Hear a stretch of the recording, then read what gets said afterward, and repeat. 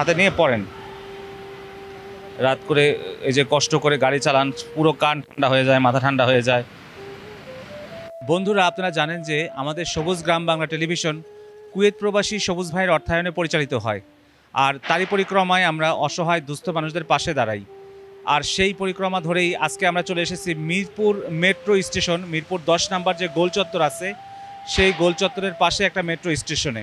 এইখানে এক ভাই, বেশ বয়স্ক মানুষ, উনি রিক্সা চালাচ্ছে। এখন গভীর রাত প্রায় 2টো বাজে। এরকম একটা সময়ে এই কনকনে ঠান্ডায়, পৌষ মাস চলতেছে, পৌষ মাসের মাঝামাঝি, এরকম একটা সময়ে উনি একেবারে সিম্পল পোশাকে দাঁড়িয়ে আছে। আমরা তার সাথে কথা বলি। ভাই, আপনি কোথা থেকে আসছেন? আমি কুষ্টিয়ার থেকে আইছি ভাই, গাড়ি চালাতে। ঢাকায় কতদিন ধরে?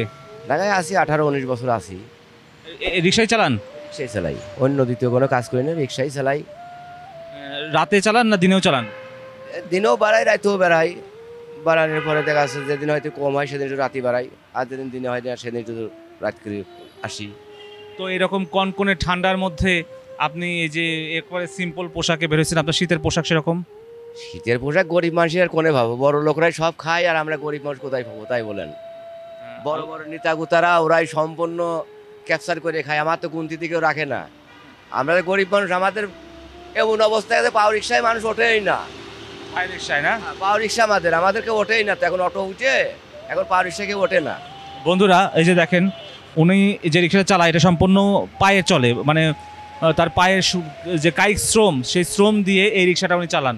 এবং ওনার যে রিক্সার আয় হয়, যেহেতু লোক ওঠে না বলতেছে, এই অল্প টাকা দিয়ে সে আসলে মূলত তার যে শীতের পোশাকটা সেটাও সংগ্রহ করতে পারে না। তো এই মুহূর্তে সবুজ গ্রাম বাংলা টেলিভিশনের পক্ষ থেকে আমাদের যে ভলেন্টিয়ার ভাইরা সাথে আছেন, তারা ওনাকে চিন্তা করলাম, ওনার যে কান মাথা সম্পূর্ণ খোলা থাকে রাতে, একটু কান ঢেকে দেওয়ার ব্যবস্থা আমরা করে দিব। আসেন ভাই, এগুলো ওর পরাই দেন, একবারে পরে ফেলেন, আপনি হাতে নেন, হাতে নিয়ে পড়েন। রাত করে এই যে কষ্ট করে গাড়ি চালান, পুরো কান ঠান্ডা হয়ে যায়, মাথা ঠান্ডা হয়ে যায়। তো এখান থেকে বাঁচার জন্য এটা খুবই কাজে লাগবে। তো বন্ধুরা, কুয়েত প্রবাসী সবুজ ভাইয়ের অর্থায়নে আমাদের এই অসহায় মানুষের পাশে দাঁড়ানো। বন্ধুরা, এই মুহূর্তে পাশেই আরও একজন ভাইকে আমরা পেয়ে গেছি, উনিও রাতের আধারে রিক্সা চালায়। দেখুন ভাই, আপনি রিক্সা চালান কত বছর? 8 বছর। 8 বছর ধরে। কোথা থেকে আসছেন? রংপুর। আপনি কি শুধু রাতেই চালান না দিনেও চালান? দিনেও একটু চালাই, রাতেও চালাই। রাতে চালানোর কি সুবিধা? রাতে মজা আছে, জ্যাম নাই, রাস্তাঘাট ফাঁকা। কিন্তু এই যে শীতের রাত আপনি কষ্ট করতেছেন। এই 2টা পর্যন্ত চালাই। 2টা পর্যন্ত না? দেখেন, এই যে গভীর রাত, এখন রাত 2টো, উনি এই পর্যন্ত চালায়। ওনারও মাথা কান একদম খালি। আর এরকম খালি জায়গায় কত কষ্ট হয় এই ঠান্ডা বাতাসের মধ্যে যাতায়াত করা।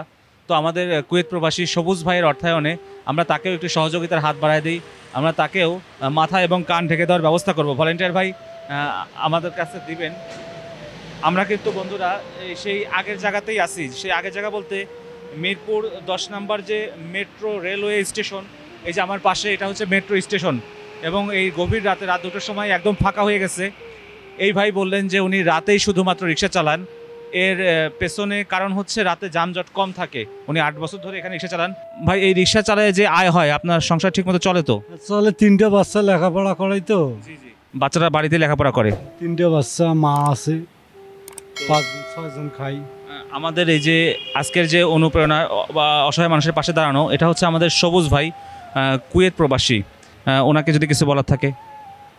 না ভাই, উনি ভালো থাক, ওনার জন্য দোয়া করব। উনি ভালো থাক, ওনার জন্য ভালো থাক। ঠিক আছে, আল্লাহ আপনার ভালো করুক। ভাই দেখেন, এরকম তার যে সংসারের লোকজন বলতেছে 3টা বাচ্চাকে লেখাপড়া করায়, সেই পরিবারের ঘানি টানতে টানতে উনি আজকে ঢাকা শহরে 8 বছর ধরে রিক্সা চালাচ্ছেন। তো সবুজ গ্রাম বাংলা টেলিভিশন সবুজ ভাইয়ের অর্থায়নে, কুয়েত প্রবাসী সবুজ ভাইয়ের অর্থায়নে যে সহযোগিতার হাত বাড়িয়ে দেয়, এটা আমরা সারা বাংলাদেশে পৌঁছে দিই। আপনারা আমাদের চ্যানেলটা সাবস্ক্রাইব করে আমাদের সাথে থাকবেন।